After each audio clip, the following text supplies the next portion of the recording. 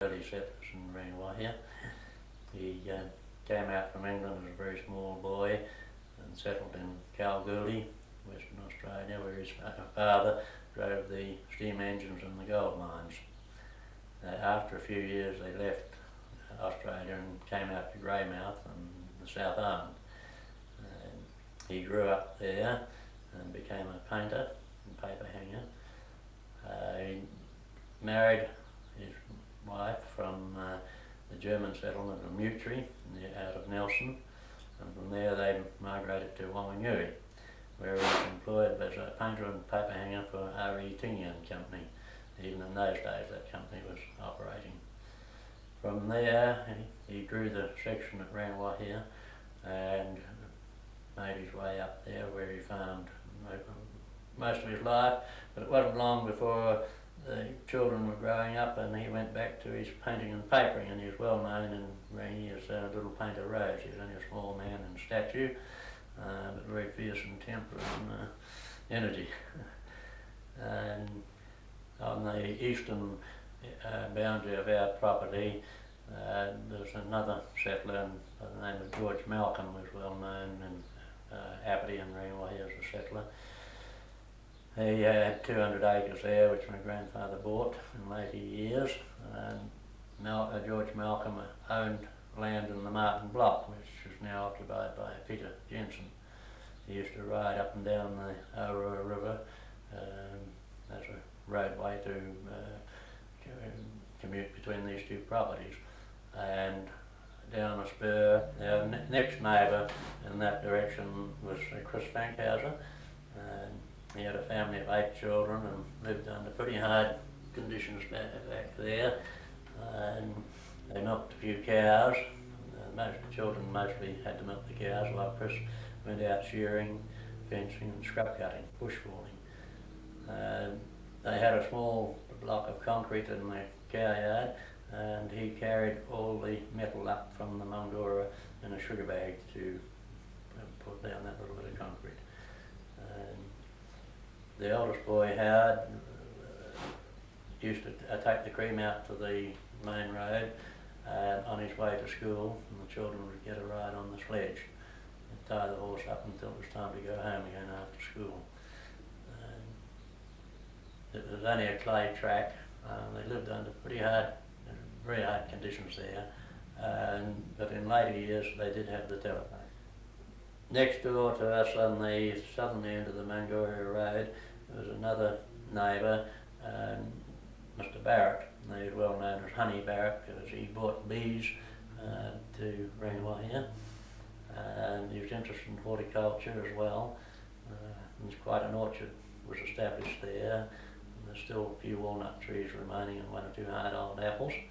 He also bought barberry to plant a hedge around his house, and hence the barberry spread and seeded, and that's how it became established in that area.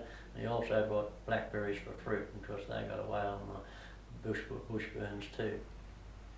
Moving further out towards the main road, another settler, Sandy Grant. He lived there for a number of years. It's now occupied by Peter Locker and formerly the Rolsers.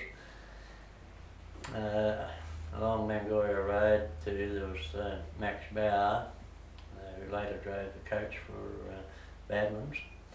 And then across the road, the property now occupied by Arthur Wood, was Manning's, still referred to as Manning's Flat. Further south, getting out onto the main road, were the Mackenzie family. That was not included in the original Rangi settlement. It was just on the edge of it.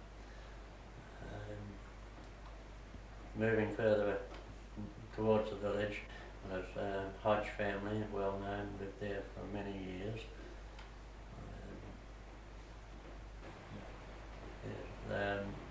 McKinnon's original homestead was opposite Sandy Grant's. It's now owned by John Acton. Next door to Hodges was Jack Carr. He was one of the early settlers there too and worked on the roads. as well as farmed his 100 acres. And even right up until the late 30s, he referred to the further up the road was Tom Wood, well-known character and identity of the district. He accumulated quite a lot of land over the years, including right back to where my grandfather lived. He cultivated a lot of land, and he would use his own team during the day and borrow a team of horses or some other horses to work at night.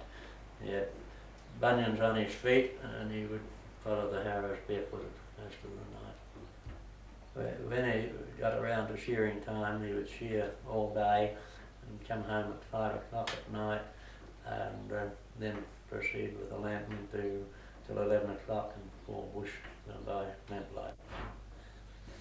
In 1914, when Grandfather Rose bought the 400 acres on the main road, he installed an electric shearing plant even before the power came. It consisted of a 110 volt generator driven by a Hornsby motor. That was the electric shearing, and a lot of neighbouring people, including Woods, used it to do their shearing. It was quite common to burn over a tonne of kerosene a year for their shearing. The 400 acres that Grandfather Rose bought, 300 acres from Mrs. Prowse and 100 acres from Haycox, and they paid £16 an acre for it in about 1914, and Mead's family across the road paid 30p. Another family